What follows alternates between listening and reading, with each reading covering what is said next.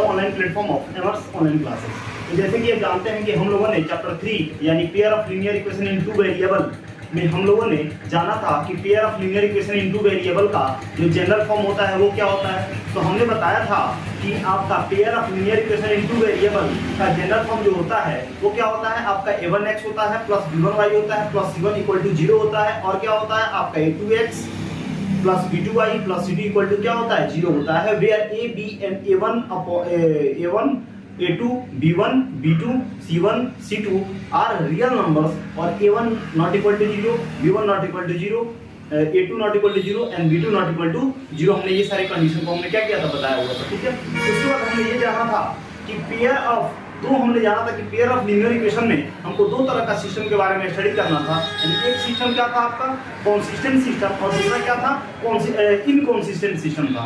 तो अब ये कॉन्सिस्टेंट सिस्टम होता क्या है, कॉन्सिस्टेंट सिस्टम क्या होता है, तो अगर pair of linear equation in two variable का अगर एक या एक से अधिक यानी वन या मोर देन वन अगर सॉल्यूशन आता है तो उसे हम क्या कहते हैं, उसे हम कहते हैं कि ये जो pair of linear equation in two variable है वो क्या होगा, आपका कॉन्सिस्टेंट सिस्टम में है। और अगर आपको pair of linear equation in two variable दिया गया और आप उसका सॉल्यूशन नहीं निकाल पाए, मतलब वहां पे सॉल्यूशन नहीं आया, मतलब x और y का वैल्यू नहीं आया, so we can say that time we can say that the pair of linear equation in two variable are inconsistent system। यानी सॉल्यूशन आए, pair of linear equation in two variable का solution आए तो वो consistent system होगा, और pair of linear equation in two variable का अगर वैल्यू अगर आंसर नहीं आए, मतलब सॉल्यूशन नहीं आए, तो उसे हम क्या कहते हैं, उसे हम कहते हैं कि वो क्या है, इनकंसिस्टेंट सिस्टम। ठीक है, इतना चीज हमने डिस्कस किया हुआ था। उसके बाद हमने ये देखा था कि आपका graphical representation of pair of linear equation in two variable क्या होता है। तो नॉर्मली हमने बताया था कि आपका अगर जियोमेट्रिकली दिखा जाए, यानी अगर जियोमेट्रिकली देखा जाए तो अगर कहने का मतलब है कि दो लाइंस किसी भी प्लेन पे अगर दो लाइंस आते हैं तो pair of linear equation in two variable का अगर हम देखें तो आपके तीन ही ग्राफ का कितना कंडीशन आएगा, तीन कंडीशन आएगा। एक हमने बताया था क्या कि दोनों जो लाइंस होंगे वो एक दूसरे को वन पॉइंट पे इंटरसेक्ट करेंगे, है ना, और दूसरा क्या, तो दूसरा एक दूसरे के पैरेलल होंगे, और तीसरा क्या होगा, तीसरा कोइंसिडेंट होंगे, मतलब एक के ऊपर एक आ जाएंगे। ठीक है ना, तो एक तो ये रहा कि two lines will intersect at one point, दो लाइंस क्या करेंगे, एक पॉइंट पे इंटरसेक्ट करेंगे। दूसरा क्या है कि दोनों क्या होंगे, यानी two lines will not be intersect and that is parallel, मतलब वो इंटरसेक्ट नहीं करेंगे, मतलब क्या होंगे, आपको पैरेलल होंगे। ठीक है, तो पैरेलल होंगे, ठीक है, दूसरा हो गया। और तीसरा क्या होता है कि एक के ऊपर एक आ जाएंगे, यानी two lines will be coincident. Coincident का मतलब क्या होता है, ये जो लाइन है वो दूसरे ही लाइन पे क्या आ जाएगा, मतलब एक जो है वो दूसरे पे ऐसा आ जाएगा कि लगेगा कि वो क्या है, आपका एक ही लाइन बना हुआ है। तो वो क्या होता है कि अगर कोई एक रेखा, एक लाइन जो होता है वो अगर दूसरे लाइन पे आ जाए, उसी पे आ जाए, एक के ऊपर एक ही आ जाए, तो हम उसको क्या कहते हैं, उन दोनों लाइंस को हम क्या कहते हैं, कोइंसिडेंट लाइंस कहते हैं। और इन सारी चीजों को हमने देखा था। ठीक है, यानी आज की क्लास में हमें डिस्कस क्या करना है, तो आज की क्लास में हमें डिस्कस करना है कि pair of linear equation in two variable का ग्राफ कितना होता है। ठीक है, तो नॉर्मली अगर देखें तो आप जानते हैं कि पेयर ऑफ लीनियर इक्वेशन का ग्राफ कितना होता है, तीन होता है। एक क्या, एक जो है ना ग्राफ पे या तो दोनों लाइंस क्या होंगे, एक दूसरे को इंटरसेक्ट करेंगे वन पॉइंट पे, या दूसरा क्या होगा कि दोनों लाइंस क्या होंगे, पैरेलल होंगे, या तीसरा ये होगा कि दोनों जो लाइंस होंगे वो एक के ऊपर एक आ जाएंगे। ये कंडीशन होगा। ठीक है, तो अगर मान लेते हैं कि ग्राफ का कंडीशन अगर आपका दोनों जो लाइंस होंगे वो एक पॉइंट पे इंटरसेक्ट करते हैं तो क्या क्या कंडीशन हो सकता है। तो इन सारी चीजों को जो है ना आज की क्लास में हम इसको डिस्कस करते हैं। ठीक है, तो सबसे पहले जो आपका चैप्टर है और जो टॉपिक है उसको लिख लेते हैं। ठीक है,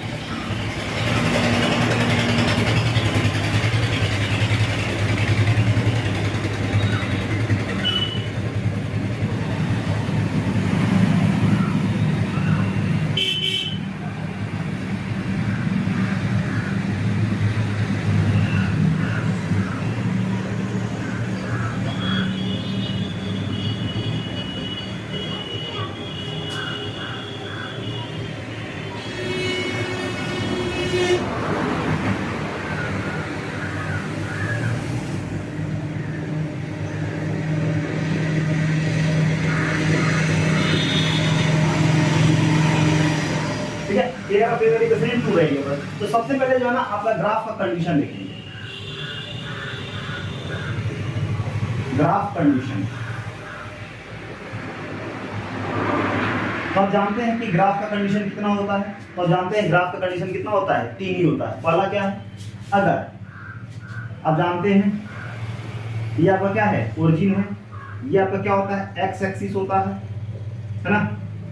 ये आपका क्या होता है, वाई एक्सिस होता है, ठीक है। और ये जानते हैं एक्स डैश होता है और ये क्या होता है, वाई डैश होता है, ठीक है।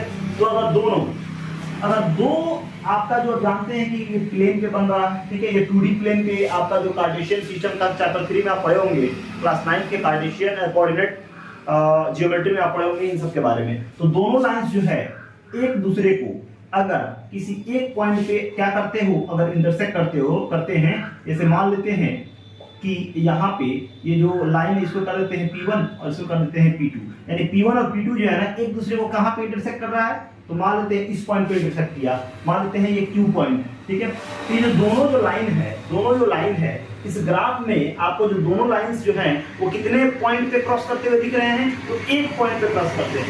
तो अगर एक पॉइंट पे क्रॉस करते हैं तो कंडीशन क्या क्या बनेगा, तो सबसे पहले तो हम लिख सकते हैं कि जितने पॉइंट पे क्रॉस करेगा, जितने पॉइंट पे इंटरसेक्ट करेगा उतना सॉल्यूशन होगा। तो कितने पॉइंट पे ये क्रॉस किया है, एक पॉइंट पे क्रॉस किया है यानी Q पे, यानी एक पॉइंट पे क्रॉस किया है मतलब क्या, 1 सॉल्यूशन होगा। क्या होगा, आप कहेंगे यहाँ पे सॉल्यूशन कितने होंगे इसके, 1 सॉल्यूशन होंगे, ठीक है। या इसी को हम क्या कहते हैं, यूनिक सॉल्यूशन कहते हैं। क्या कहते हैं, यूनिक सॉल्यूशन कहते हैं। पहला कंडीशन ये हो गया। आगे क्या होता है, तो नॉर्मली अब इसके बाद ये लिख सकते हैं क्या, इंटरसेक्ट एट 1 पॉइंट। क्या किया है, 1 पॉइंट पे इंटरसेक्ट किया। तीसरा क्या कंडीशन लिख सकते हैं, तो बताइए दोनों जो लाइंस है वो कौन से लाइंस होंगे, जैसे कि एक दूसरे को इंटरसेक्ट किया है, जिसको हम क्या कहेंगे, ये लाइंस जो होंगे वो क्या होंगे, इंटरसेक्टिंग लाइंस होंगे। क्या होंगे, इंटरसेक्टिंग लाइंस होंगे, ठीक है। और क्या लिख सकते हैं, इंटरसेक्टिंग लाइंस होंगे, और क्या होंगे बताइए, सॉल्यूशन आया है कि नहीं आया है। अब सॉल्यूशन एक का है या बहुत सारे आए तो क्या होंगे आपके जो ये जो होगा वो क्या होगा, कॉन्सिस्टेंट होगा कि नहीं होगा। तो क्या लिखेंगे, कॉन्सिस्टेंट होगा, ठीक है। अगला क्या लिख सकते हैं, कॉन्सिस्टेंट होगा, इसमें कोई दिक्कत नहीं है। अब बताइए दोनों जो है ना एक दूसरे से कनेक्टेड है कि नहीं है, एक दूसरे के टचिंग में है कि नहीं है, एक दूसरे से जुड़ा हुआ है कि नहीं है, तो है, जुड़ा हुआ है कहाँ पे, Q पे। तो अगर जुड़ा हुआ है तो उसको क्या कहते हैं, रिलेवेंट कहते हैं, और जुड़ा हुआ नहीं है तो उसको क्या कहते हैं, इररिलेवेंट कहते हैं। तो क्या लिखेंगे, रिलेवेंट लिखेंगे, ठीक है। क्या हो जाएगा, रिलेवेंट हो जाएगा। क्या हो जाएंगे, रिलेवेंट हो जाएंगे। इतना बात समझ में आया। तो अब आपसे अगर पूछा जाए कि अगर दो लाइंस जो है वो ग्राफ पे 1 पॉइंट पे इंटरसेक्ट करते हैं तो कंडीशन क्या होगा, ग्राफ कंडीशन क्या होगा, तो हम बताएंगे 1 सॉल्यूशन यानी unique solution, intersect at 1 point, intersecting lines होंगे, कॉन्सिस्टेंट होंगे, और क्या होंगे, रिलेवेंट होंगे। यानी इतना बात आप ध्यान रखिएगा, ये सारे कंडीशन है इस ग्राफ के। अब दूसरा समझ में आया कि नहीं आया, ये जो है वो क्या है, इंटरसेक्टिंग ग्राफ है। क्या है, ये जो है ना, ये जो ग्राफ है वो क्या है, इंटरसेक्टिंग है, इंटरसेक्टिंग ग्राफ। दूसरा जो कंडीशन है वो क्या होंगे, वो होगा पैरेलल होगा। क्या होगा, पैरेलल, ठीक है। क्या होंगे, पैरेलल होंगे, ठीक है। अब फिर वही काम करेंगे, ये बस बनाएंगे, आपका O है, ये आपका X एक्सिस है, ये आपका Y एक्सिस है, ये आपका X डैश है, ये आपका Y डैश है, ठीक है। तो अगर दोनों लाइंस जो है ना एक दूसरे के क्या हो, अगर पैरेलल हो, तो ये मान लेते हैं P1 है, ये सपोज कर लेते हैं क्या है, P2 है। तो यहाँ पे कंडीशन क्या होगी, तो सबसे पहले जो है ना यहाँ पे क्या आएगा, अब हमने बताया था कि दोनों लाइंस जो है, 2 लाइंस जो है जितने पॉइंट पे क्रॉस करे उतना क्या होगा, सॉल्यूशन होगा। तो बताइए दोनों लाइन जो है ना कितने पॉइंट पे क्रॉस किए हैं, एक दूसरे को, तो दोनों लाइन जो है ना एक दूसरे को किसी पॉइंट पे क्रॉस नहीं किए, ठीक है। तो यहाँ पे क्या लिखेंगे, नो सॉल्यूशन। क्या लिखेंगे, नो सॉल्यूशन। देखिए कहने का मतलब सॉल्यूशन तभी आएगा जब दोनों लाइन जो है ना किसी एक पॉइंट पे सटेंगे। तो दोनों लाइन जो यहाँ पे है वो एक दूसरे के कहीं पॉइंट पे सटे हुए हैं, किसी से कनेक्टेड है, दोनों नहीं जुड़े हुए हैं, ठीक है। हाँ, तो ये क्या होगा, नो सॉल्यूशन हो जाएगा, ठीक है। क्या हो जाएगा, नो सॉल्यूशन हो जाएंगे, कोई दिक्कत नहीं है। और क्या होंगे, पैरेलल होंगे। क्या होंगे, पैरेलल होंगे। और ये सॉल्यूशन नहीं आया तो इनकंसिस्टेंट होंगे कि नहीं होंगे, इनकंसिस्टेंट, इनकॉन्सिस्टेंट हो जाएंगे। और क्या लिख सकते हैं, इनकॉन्सिस्टेंट हो जाएंगे। और क्या आपका इतना में कोई दिक्कत नहीं है। और क्या हो जाएंगे, इरिलेवेंट हो जाएंगे। क्योंकि रिलेवेंट का मतलब क्या होता है, साथ में, यानी दोनों पॉइंट, दोनों जो लाइंस होंगे वो एक दूसरे से क्या होंगे, कनेक्टेड होंगे। लेकिन यहाँ पे कनेक्टेड नहीं है, जुड़े नहीं है ना, तो क्या लिखेंगे, इरिलेवेंट। इरिलेवेंट हो जाएंगे। क्या हो जाएंगे, इरिलेवेंट हो जाएंगे। और क्या लिखेंगे, तो यहाँ पे जो लिखेंगे लाइंस आर पैरेलल, लाइंस क्या होंगे, यानी P1 और P2 क्या होंगे, यहाँ पे पैरेलल होंगे। तो क्या लिखेंगे, लाइंस आर पैरेलल। क्या हो जाएंगे, पैरेलल हो जाएंगे। तो ये अगर आपको पैरेलल लाइंस अगर दे दिया, पैरेलल ग्राफ दे दिया और कंडीशन पूछा तो आप ये सारे लिखेंगे। इंटरसेक्टिंग लाइंस अगर देता है तो आप ये सारे कंडीशन लिखेंगे। और जो आपका तीसरा है वो क्या है, कोइंसिडेंट है।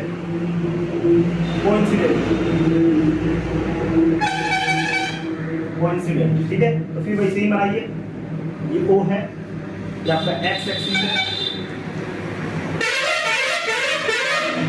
ये आपका x डैश है, ये आपका y एक्सिस है और ये आपका y डैश है, ठीक है। तो आप ये हो गया P1 और इसी पे आ जाए P2।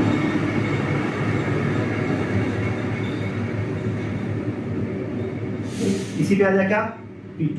ये क्या हो गया, P2। देखिए कितने पॉइंट्स पे आप जानते हैं कि लाइंस जो होते हैं वो इनफिनाइट पॉइंट से मिलकर बने हुए होते हैं। तो यहाँ पे यहाँ तक जो है वो मैक्सिमम आपके पॉइंट पे इंटरसेक्ट किया कि नहीं किया है। तो यहाँ पे जो होंगे काम, यहाँ पे जो होंगे अगर बात करें तो यहाँ पे सॉल्यूशन किसने होंगे, तो इन्फिनिटली मेनी सॉल्यूशन हो जाएगा। क्या हो जाएगा, इन्फिनिटली मेनी सॉल्यूशन।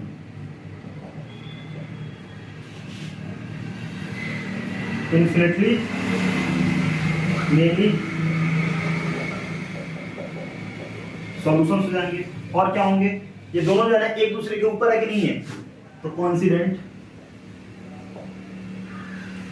हो जाएंगे। क्या हो जाएंगे, कोइंसिडेंट का मतलब क्या होता है, एक के ऊपर एक हो जाएंगे, ठीक है। कोई दिक्कत नहीं है, बताइए इसमें कोई दिक्कत नहीं ना है। अब बताइए यहाँ पे सॉल्यूशन आएगा कि नहीं आएगा, आएगा। तो क्या लिखेंगे, यहाँ पे हम लिखेंगे, क्या लिखेंगे, आपका लिखेंगे क्या, कॉन्सिस्टेंट, कोइंसिडेंट, कोइंसिडेंट, ठीक है। कॉन्सिस्टेंट लिखेंगे, कॉन्सिस्टेंट हो जाएगा, ठीक है। और जैसे कि एक दूसरे से कनेक्टेड है तो हम इसको क्या लिख सकते हैं, रिलेवेंट भी लिख सकते हैं। क्या लिख सकते हैं, रिलेवेंट भी लिख सकते हैं, रिलेवेंट भी लिखेंगे, ठीक है। इन्फिनिटी मेनी सॉल्यूशन हो जाएगा, कोई दिक्कत नहीं है। कोइंसिडेंट होंगे, ठीक है। और लाइंस क्या होंगे, लाइंस आर कोइंसिडेंट लिख सकते हैं। यहाँ पे एक और लिख सकते हैं क्या, lines are coincident, lines are coincident, lines are coincident हो जाएंगे, ठीक है।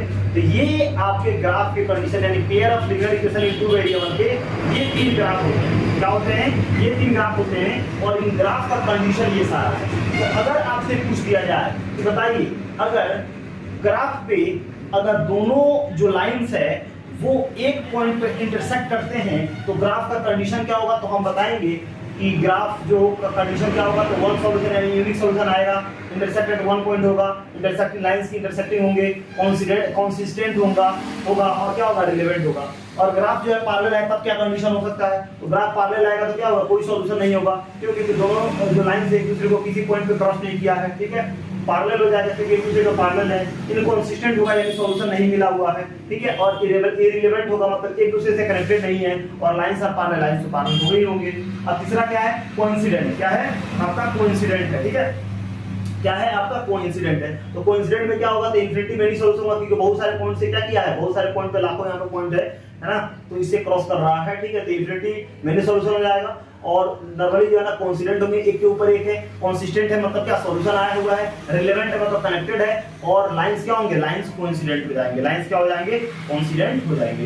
यानी ये तीनों कंडीशन हो गया क्या, यानी कोई भी आदमी अगर पूछता है आपसे, ठीक है, कि pair of linear equation in two variable का ग्राफ का कंडीशन कितने होते हैं, तो आप बताइए ग्राफ का कंडीशन कितने होते हैं, तीन होते हैं। कितने होते हैं, तीन आपको होते हैं। और कौन कौन दिया जाए कि कौन कौन होते हैं, तो आप बताइएगा कि पहला होता है इंटरसेक्ट एट वन पॉइंट यानी इंटरसेक्टिंग ग्राफ होता है, दूसरा क्या होता है आपका पैरेलल होता है, ठीक है, और तीसरा क्या होता है, तीसरा जो होता है वो आपका क्या होता है, कोइंसिडेंट होता है। क्या होता है, कोइंसिडेंट होता है। इतना में कोई दिक्कत है तो बताइए, इतना बात समझ में आ रहा है कि नहीं आ रहा।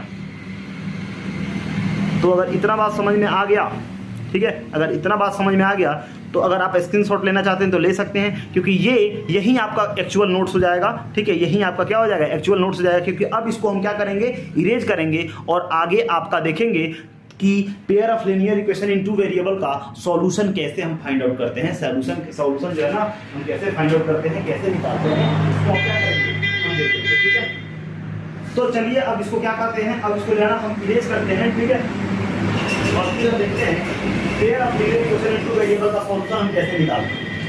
ठीक है, तो नॉर्मली जो है ना pair of linear equation in two variable का जो आपका सॉल्यूशन होता है वो हम टू टाइप से क्या करते हैं, फाइंड आउट करते हैं। दो तरह से हम निकालते हैं। एक क्या होता है, एक जो होता है आपका, एक जो होता है उसको हम कहते हैं क्या, ग्राफिकल मेथड होता है। और पहला जो होता है वो ग्राफिकल मेथड होता है और दूसरा जो होता है वो अलजेब्रिकल मेथड होता है या अलजेब्रिक मेथड होता है। ठीक है, तो अब बात रहा कि ग्राफिकल मेथड क्या होता है। तो ग्राफिकल मेथड में हम क्या करते हैं ना कि ग्राफ पे क्या करते हैं, पहले जो है ना उसको सॉल्यूशन फाइंड आउट करते हैं, ग्राफ पे डिनोट करते हैं। और ग्राफिकल मेथड में क्या, ग्राफ में बनाते हैं उसको, और ग्राफ पे बनाने के बाद एक्स और वाई के वैल्यू क्या होती है हम निकालते हैं, यानी फाइंड आउट करते हैं, निकालते हैं यानी फाइंड आउट करते हैं। दूसरा यानी अलजेब्रिकल मेथड, ये तो ग्राफिकल मेथड हो गया। अब अलजेब्रिकल मेथड में क्या है आपका, चार मेथड है, नॉर्मली 4 या 5 है। नॉर्मली एनसीईआरटी अगर देखा जाए तो 2023 और 24 सेशन में आपका 2 मेथड खत्म कर दिया गया है, जिसका नाम क्या है आपका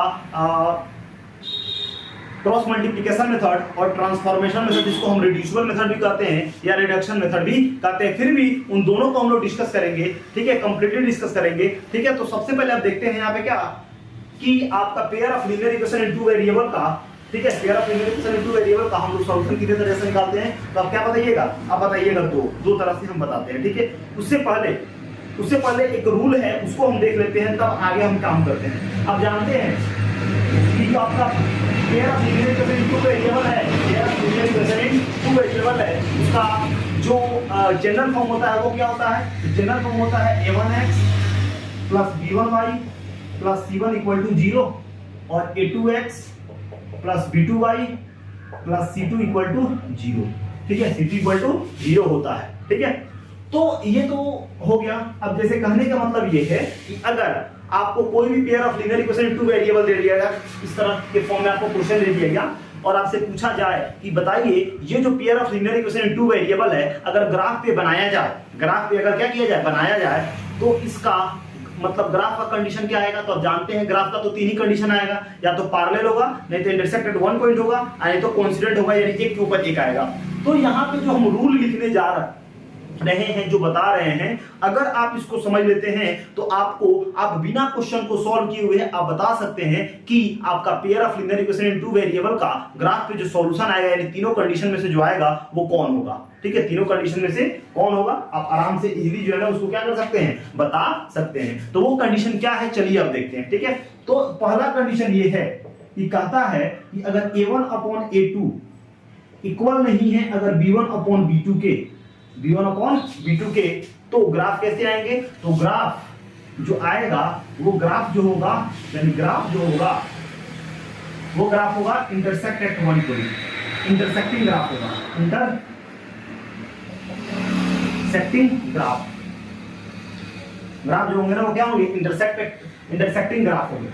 क्या होगा, इंटरसेक्टिंग ग्राफ होगा। और आप जानते हैं कि अगर ग्राफ इंटरसेक्टिंग हुआ, आप जानते हैं कि अगर ग्राफ इंटरसेक्टिंग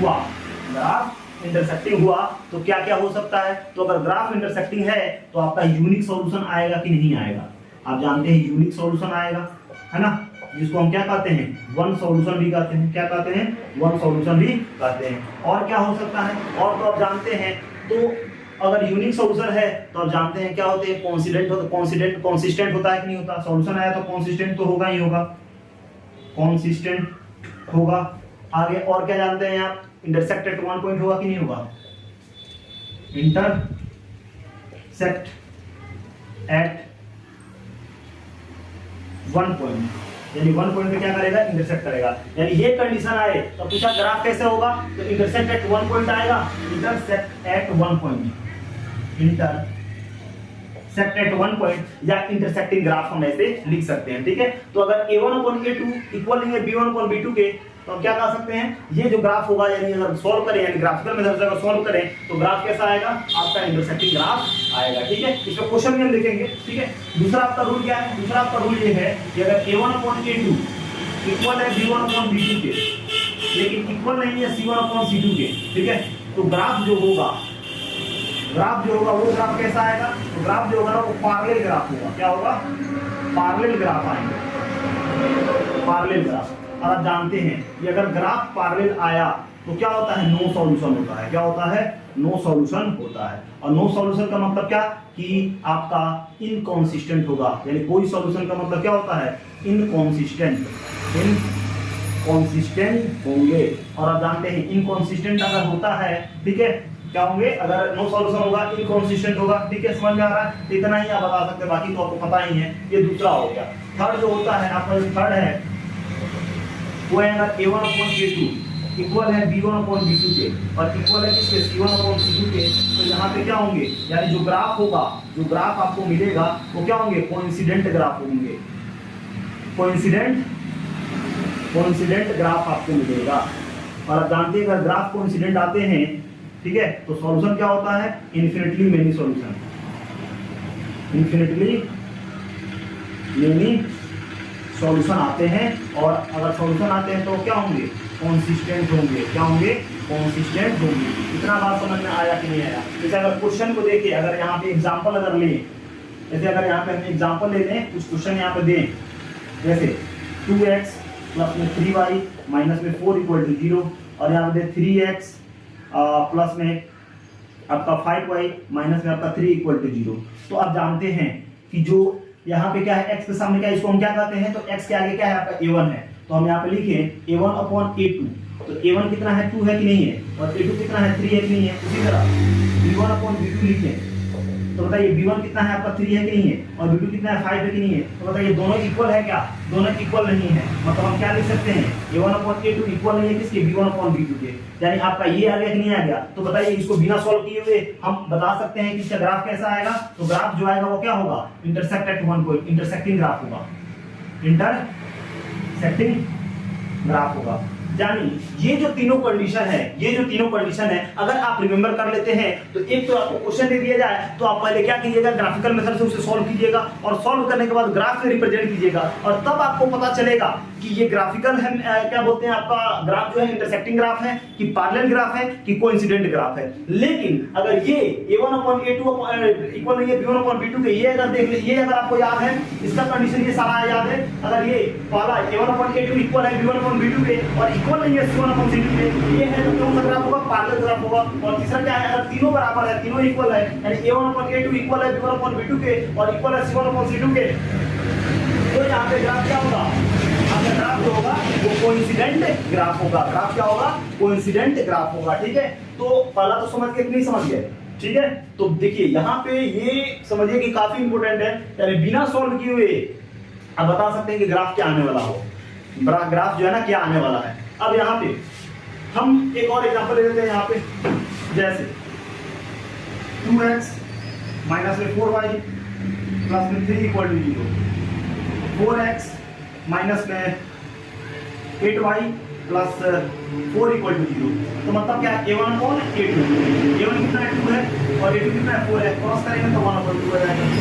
b1/b2, तो b1 कितना है, -4, और b2 कितना है, -8, माइनस के फिर 1/2 आ गया कि नहीं आ गया।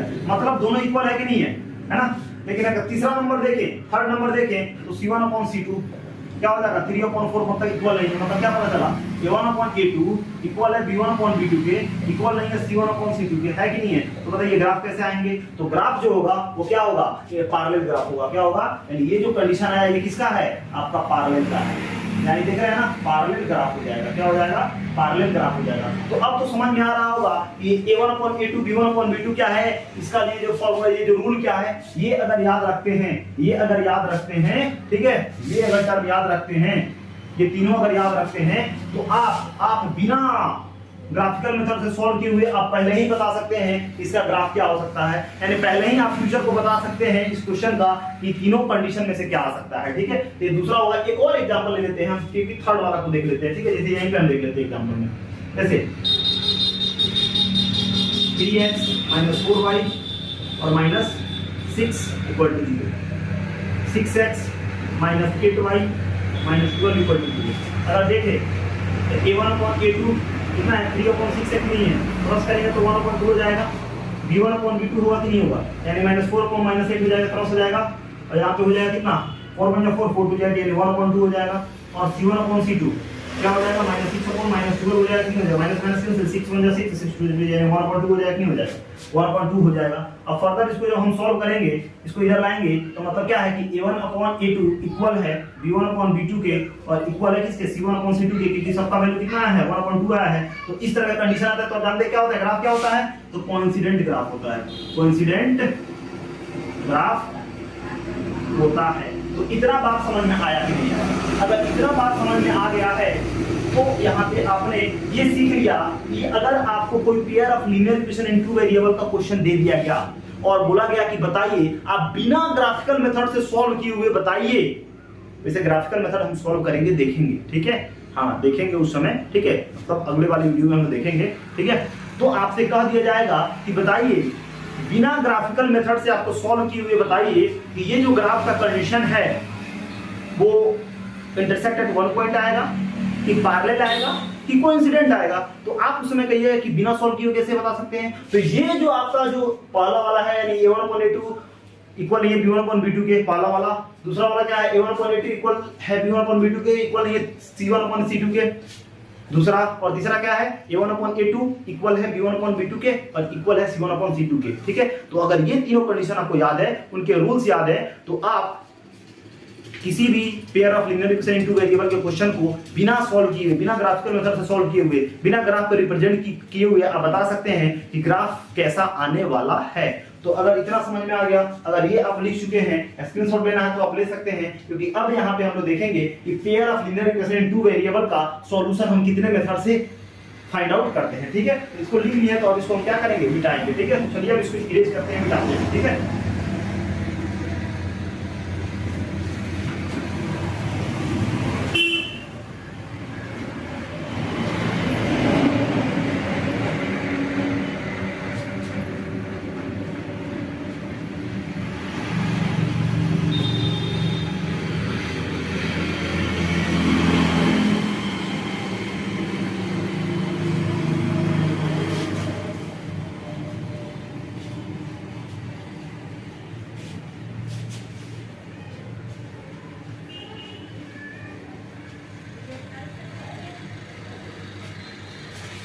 तो अब जो है हाउ टू फाइंड, यहाँ पे आपका टॉपिक ये रहेगा कि how to find the solution of pair of linear equation in two variable, ठीक है। तो टॉपिक यही है कि how to find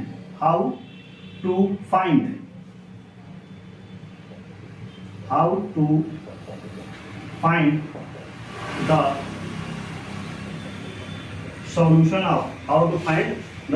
of pair of linear equation in two variables, ठीक है, ठीक है। यानी कैसे फाइंड आउट करते हैं, ठीक है। तो इसको फाइंड आउट करने के लिए दो मेथड है, ठीक है। तो यहाँ पे लिखेंगे there are two methods to find out the solution of pair of linear equations in two variable, ठीक है। कैसे निकालेंगे, तो दो मेथड है। आपका पहला मेथड क्या है, तो आपका ग्राफिकल मेथड है, क्या है आपका ग्राफिकल मेथड है। और दूसरा कौन सा मेथड है, तो आपका अलजेब्रिक मेथड है, क्या है आपका अलजेब्रिक या अलजेब्रिकल मेथड, ठीक है। क्या है आपका अलजेब्रिक या अलजेब्रिकल भी कहते हैं, अलजेब्रिकल मेथड भी कहते हैं, ठीक है। तो दो तरह का हो गया, एक आपका ग्राफिकल मेथड, यानी इसको ग्राफिकल मेथड में क्या होता है, यानी ग्राफ पे हमको दिखाना होता है, ठीक है। ये कैसे करेंगे हम सीखेंगे। उसके बाद अलजेब्रिक में या अलजेब्रिकल मेथड क्या होता है, अलजेब्रिक या अलजेब्रिकल मेथड क्या होता है, ठीक है। इसको हमको क्या करना है, आपको देखना है, क्या करना है, देखना है। तो नॉर्मली अगर ध्यान दिया जाए तो अलजेब्रिकल मेथड जो है ना वो क्या होता है, 4 टाइप का होता है, ठीक है। सबसे पहले क्या होता है, तो सबसे पहले आपका होता है सब्स्टिट्यूशन मेथड, सब्स्टिट्यूशन मेथड। दूसरा क्या होता है, तो दूसरा आपका होता है एलिमिनेशन या एलिमिनेटिंग मेथड। क्या होता है, एलिमिनेटिंग या एलिमिनेशन मेथड होता है, एलिमिनेशन या एलिमिनेटिंग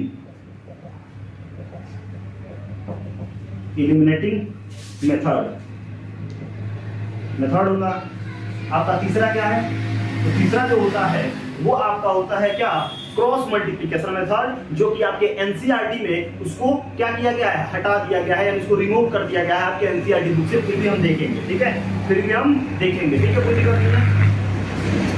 तो तीसरा क्या है आपका,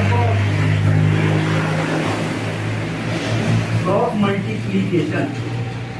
मल्टीप्लिकेशन मेथड। क्या है आपका, क्रॉस मल्टीप्लिकेशन मेथड। और आपका फोर्थ नंबर क्या है, तो उसी को कहते हैं क्या, हम ट्रांसफॉर्मेशन मेथड कहते हैं, या रिडक्शन मेथड कहते हैं, या रिड्यूसिबल मेथड कहते हैं, ठीक है। क्या कहते हैं, रिड्यूसिबल मेथड कहते हैं, ठीक है। तो यहां पे लिखते हैं क्या,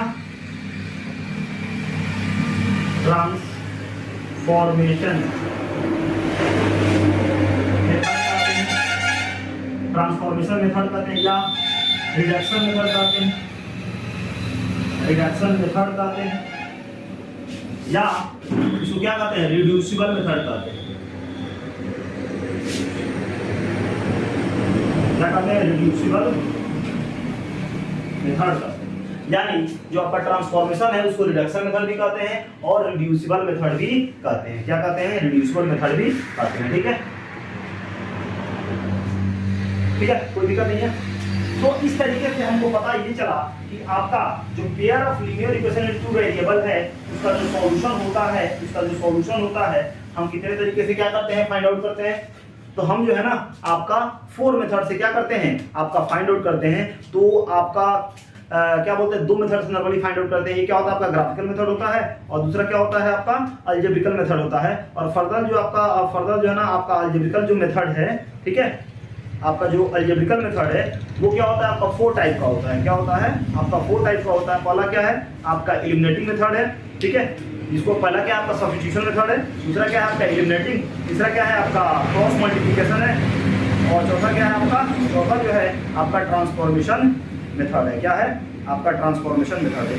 इतना बात समझ में आया कि नहीं आया। अब यहाँ पे अगले क्लास में जो है, यानी इन पहला देखिए सबसे पहले जो है चारों यानी 4 मेथड थे यहाँ पे, और एक मेथड आपका ग्राफिकल, यानी पांचों मेथड जो है ना, पांचों मेथड को जो है ना आपको बढ़िया से यहाँ पे समझना होगा, ठीक है, क्योंकि पांचों मेथड जो है ना आपके लिए काफी इंपॉर्टेंट है, ठीक है, काफी इंपॉर्टेंट है। भले एनसीईआरटी में आपका क्रॉस मल्टीप्लिकेशन और ट्रांसफॉर्मेशन मेथड ना दे, लेकिन आपका एनटीएसी या ओलंपियाड लेवल में हो सकता है कि यहाँ पे आपको जो है ना क्रॉस मल्टीप्लिकेशन या ट्रांसफॉर्मेशन से जो है ना आपके क्लास 10th में क्वेश्चन दे दे। जब आप कंपटीशन यानी एनटीएसी लेवल का अगर प्रिपरेशन करते हैं तो वहां पे जो है आपको दे देगा, ठीक है। तो ठीक है, एनसीईआरटी आपके 10th के बोर्ड एग्जाम में तो नहीं आएगा, ठीक है, कोई दिक्कत नहीं है, लेकिन इसको ट्रांसफॉर्मेशन और आपका रिड्यूसिबल को जो है ना देखिएगा। रीजन क्योंकि एनसीईआरटी के अकॉर्डिंग तो नहीं आएगा, लेकिन हो सकता है कि अगर आप ओलंपियाड का एग्जाम दे या एनटीएसी का एग्जाम दे, ठीक है, या प्रिपरेशन करें तो इसमें तो ये आ जाएगा, ठीक है, इसमें तो आपका आएगा, ठीक है। तो इसलिए जो है इन सबको हर एक पार्ट वाले वीडियो में एक पार्ट करके जो है ना, एक पार्ट करके हम क्या करेंगे, बारी बारी से जो है ना इसको हम देखेंगे, ठीक है। तो सबसे पहले हम लोग एक वीडियो में जो है ना वहीं आपका 15 से 20 मिनट का जो है ना एक वीडियो होगा, किसका, आपका ग्राफिकल मेथड का, ठीक है, एक पार्ट में हो जाएगा, उस पर लिखा रहेगा, थंबनेल बना रहेगा। उस पर अलजेब्रिकल मेथड में आपका पहला होगा सब्स्टिट्यूशन, उसका बनेगा अलग पार्ट में, आपका एलिमिनेटिंग होगा उसका बनेगा, क्रॉस मल्टीप्लिकेशन होगा उसका बनेगा, ठीक है,